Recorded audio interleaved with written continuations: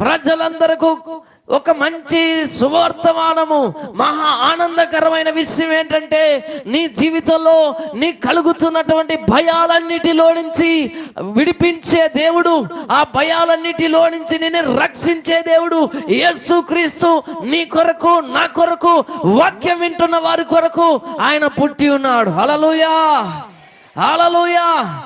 ఏ విషయంలో కూడా మీరు భయపడాల్సిన పని లేదు.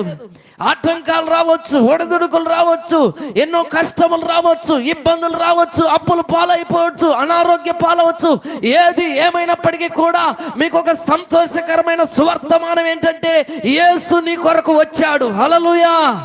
ఆయన రక్షించే దేవుడు, ఆయన కాపాడే దేవుడు, ఆయన బలపరిచే దేవుడు, ఆయన ఓదార్చే దేవుడు, ఆయన ఆదరించే దేవుడు, ఆయన ప్రేమిస్తున్న దేవుడు, ఆయన నీ కొరకు వచ్చాడంతే. హల్లెలూయా.